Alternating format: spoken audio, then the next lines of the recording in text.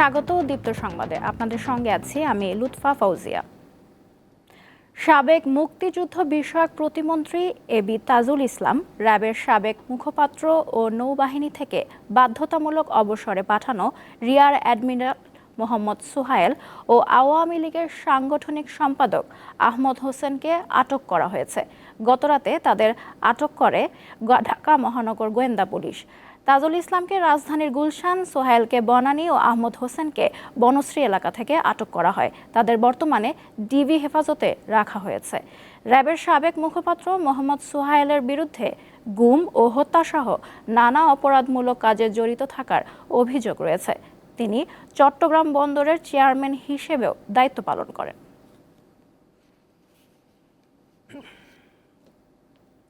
বৈষম্য বিরোধী ছাত্র আন্দোলনের সাংবাদিক তাহির জামান প্রিয় নিহতের ঘটনায় মামলা হয়েছে। গত ১৯ জুলাই রাজধানীর সায়েন্স ল্যাব এলাকায় আইন শৃঙ্খলা রক্ষাকারী বাহিনীর গুলিতে নিহত হন তিনি। মামলায় সাবেক প্রধানমন্ত্রী শেখ হাসিনা, ডিএমপির রমনা জোনের সাবেক উপকমিশনার আশরাফ ইমাম, ডিএমপির নিউ মার্কেট জোন এডিসি হাফিজ আল আসাদ ও রেফাতুল ইসলাম রিফাত এবং নিউ মার্কেট থানার সাবেক ভারপ্রাপ্ত কর্মকর্তা আমিনুল ইসলাম সহ অনেককে আসামি করা হয়েছে। প্রিয়র মা শামসিয়ারা জামান বাদী হয়ে নিউ মার্কেট থানায় মামলাটি করেন। তবে পুলিশ সদস্যদের নাম থাকায় মামলাটি নথিভুক্ত হচ্ছিল না বলে অভিযোগ করে প্রিয়র পরিবার। মঙ্গলবার সকাল ১১টা থেকে অপেক্ষার পর অবশেষে রাত 12:30টার দিকে মামলা নেয় নিউ মার্কেট থানা। বাংলাদেশের সাম্প্রতিক ছাত্র জনতার গণ অভ্যুত্থানে হত্যা ও সহিংসতা চালানোর দায়ে সাবেক প্রধানমন্ত্রী শেখ হাসিনা সহ জড়িতদের জবাবদিহির মুখোমুখি করতে চায় জাতিসংঘ। স্থানীয় সময় মঙ্গলবার এক প্রেস ব্রিফিংয়ে একথা জানান জাতিসংঘ মহাসচিবের মুখপাত্র স্টিফেন ডুজারিক। এক প্রশ্নের জবাবে তিনি বলেন, সহিংসতা, প্রাণহানি এবং মানবিক ও রাজনৈতিক অধিকার লঙ্ঘনের জন্য জবাবদিহির প্রয়োজন রয়েছে। আরও বলেন, বাংলাদেশের সব নাগরিক, বিশেষ করে সংখ্যালঘুদের পূর্ণ সুরক্ষা নিশ্চিত করতে অন্তর্বর্তী সরকারের ওপর ভরসা করছেন জাতিসংঘের মহাসচিব। বিসিবির আলোচিত বোর্ড সভা অনুষ্ঠিত হবে আজ। তবে বিশেষ পরিস্থিতি বিবেচনায় বিসিবি কার্যালয়ে নয়, সভাটি হবে সচিবালয়ের যুব ও ক্রীড়া মন্ত্রণালয়ের কনফারেন্স রুমে। ধারণা করা হচ্ছে এই সভাতেই বিসিবি সভাপতি নাজমুল হাসানের পদত্যাগপত্র উপস্থাপন করা হবে এবং সেটি গৃহীত হবে। ইংল্যান্ডে অবস্থানরত নাজমুল হাসানই ইমেইলের মাধ্যমে তার পদত্যাগপত্র পাঠাতে পারেন। তার পদত্যাগের পরে শুরু হবে নতুন সভাপতি বেছে নেয়ার আনুষ্ঠানিকতা। এদিকে সোমবারই নিজের পদত্যাগপত্র জমা দিয়েছেন জাতীয় ক্রীড়া পরিষদ মনোনীত পরিচালক জালাল ইউনুস। সেই শূন্য পদেই হয়তো আগামী বোর্ড প্রধানকে আনা হবে। এরপর পরিচালনা পর্ষদের ভোটে নতুন সভাপতি নির্বাচিত হবেন।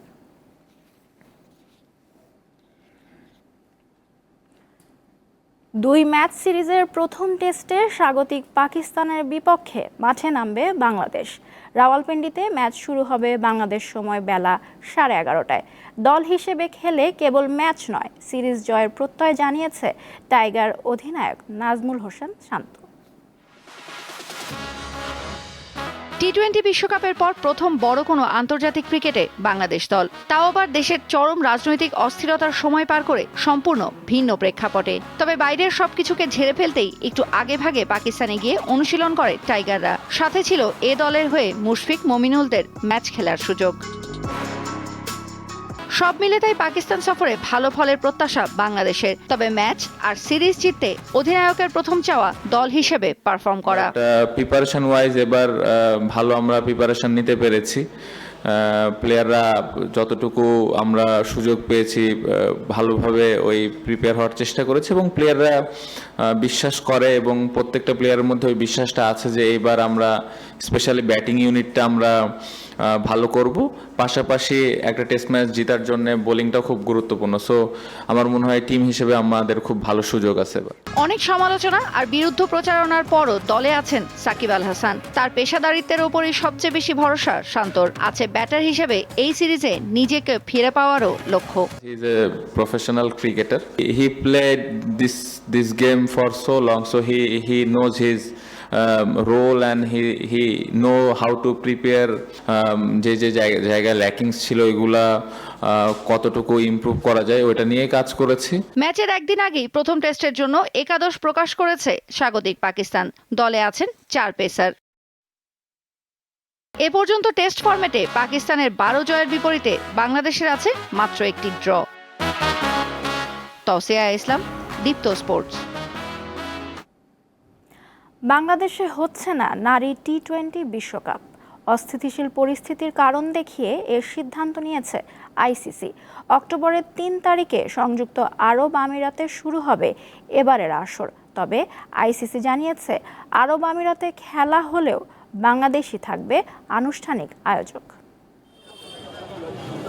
সরকার পতনের পর বিসিবিতে চলছে অস্থিরতা। এই অবস্থায় মরার উপর খরার ঘায়ের মতো এলো নারী টি-20 বিশ্বকাপ সরে যাবার খবর। প্রথমবারের মতো কোনো আন্তর্জাতিক ইভেন্টের আয়োজক হিসেবে বাদ পড়ল বাংলাদেশ।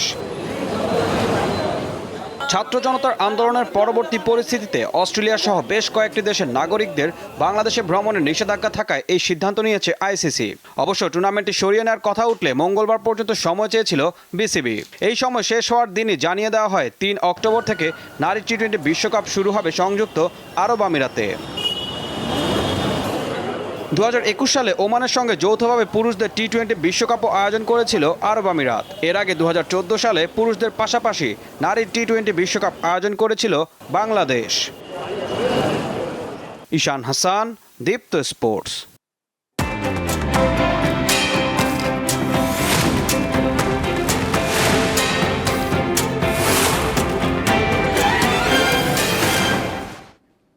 এবারে জানাবো এক নজরে দৈনিক পত্রিকার শিরোনামগুলো। আমার হাতে প্রথমে আছে দৈনিক প্রথম আলো। তাদের প্রধান শিরোনাম, প্রশাসনের স্বাভাবিক অবস্থা ফিরতে সময় লাগবে। বিগত আওয়ামী লীগ সরকার যেভাবে জনপ্রশাসনকে দলীয়করণ করেছে তা এর আগে কখনো দেখা যায়নি।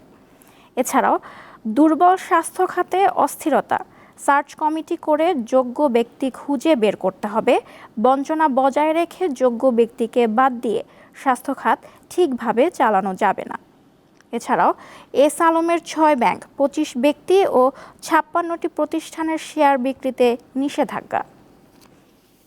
এরপর আমার হাতে আছে বণিক বার্তা। তাদের প্রধান শিরোনাম, এইচএসসির স্থগিত পরীক্ষা আন্দোলনের মুখে বাতিল হওয়া বিষয়গুলো অটো পাসের সিদ্ধান্ত। এছাড়াও আছে ডিজিটাল থেকে স্মার্ট বাংলাদেশ, 29,000 কোটি টাকার বিনিয়োগের বেশিরভাগই ফলপ্রসূ হয়নি। এরপর আমার হাতে আছে দৈনিক আজকের পত্রিকা। শিক্ষার সবখানে বিশৃঙ্খলা, বিক্ষোভ হচ্ছে প্রতিষ্ঠানে, পদত্যাগ করছেন প্রধানেরা, দপ্তরগুলোতে স্থবিরতা। এছাড়াও আন্দোলনের মুখে এইচএসসির স্থগিত পরীক্ষা বাতিলের সিদ্ধান্তে সমর্থন নেই সমন্বয়কারীদের। এছাড়াও আছে হাসিনার সঙ্গে আসামি এবার রেহানা, জয় ও পুতুল। এছাড়াও সংস্কারে তাড়াহুড়া না করার আহ্বান প্রধান উপদেষ্টা ডক্টর মোহাম্মদ ইউনূসের। ব্যাংক খাত, রাজস্ব, প্রশাসন, শিক্ষা ও শিল্পে সংস্কার ও পুনর্গঠন প্রস্তাব করেছেন তিনি। এছাড়া আমার হাতে আছে এখন দৈনিক যুগান্তর। পুলিশ পদোন্নতিতে দুর্নীতি, 1997-তে নিয়োগ হলেও দেখানো হয় 1991 সাল। বঞ্চিত 2250 কর্মকর্তা, স্বরাষ্ট্র উপদেষ্টা ও আইজিপির হস্তক্ষেপ চান। এছাড়াও আছে শেখ হাসিনার বিরুদ্ধে আরও 10 হত্যা মামলা, শেখ রেহানা, জয় ও পুতুলকেও আসামি করা হয়েছে। সচিবালয়ে ঢুকে শিক্ষার্থীদের বিক্ষোভ, এইচএসসির স্থগিত সব পরীক্ষা বাতিল, ফল ঘোষণার বিষয়ে পরে সিদ্ধান্ত দেয়া হবে। আন্দোলনের মুখে দাবি মেনে নেয় সরকার। এরপর আমার কাছে আছে কালের কণ্ঠ। প্রধান উপদেষ্টার সঙ্গে সাক্ষাতের পর সংস্কারের জন্য প্রয়োজনীয় সময় নিতে বললেন ব্যবসায়ীরা। এছাড়া ঋণের সুদ হ্রাস ও শোধের মেয়াদ বৃদ্ধি করুন চীনা রাষ্ট্রদূতকে অর্থ উপদেষ্টার প্রস্তাব। 25 জেলার ডিসি প্রত্যাহার, 4 সচিব রদবদল, উপসচিব থেকে পদোন্নতি পেয়ে 22 জন কর্মকর্তা যুগ্ম সচিব। ডিএমপির যুগ্ম কমিশনার পদমর্যাদার 7 কর্মকর্তার দায়িত্বে রদবদল। এছাড়াও তাদের আরও একটি শিরোনাম হচ্ছে মূল টার্গেট দোষী ব্যক্তিরা, ব্যবসা প্রতিষ্ঠান নয়। ব্যবসায়ীদের সঙ্গে বৈঠক শেষে সংবাদ সম্মেলনে গভর্নর একথা জানান। এছাড়াও তিনি জানান 1000 টাকার নোট বাতিল হচ্ছে না। এরপর আমার হাতে আছে দৈনিক সমকাল। বেনামে শেয়ার ব্যবসা ও কারসাজিতে শিবলি, বিএসইসির সাবেক চেয়ারম্যানের বিরুদ্ধে অভিযোগের পাহাড়। শেয়ার বাজারে জুয়ারি হিরোর কাছ থেকে নেন কোটি কোটি টাকা। গ্রেপ্তারি পরোয়ানা থাকা অবস্থায় চেয়ারম্যানের দায়িত্ব পালন করেন তিনি। এছাড়াও আতর ব্যবসায়ী প্রবাসীর মাধ্যমে অর্থ পাচারের অভিযোগ রয়েছে তার বিরুদ্ধে। এছাড়াও এইচএসসি স্থগিত পরীক্ষা নিয়ে তাদের শিরোনাম রয়েছে উচ্চ শিক্ষায় শিক্ষার্থীরা কতটা সামাল দিতে পারবে তা নিয়ে শঙ্কিত রাশেদা কে চৌধুরী। এরপর আমার হাতে আছে দ্য ডেইলি স্টার।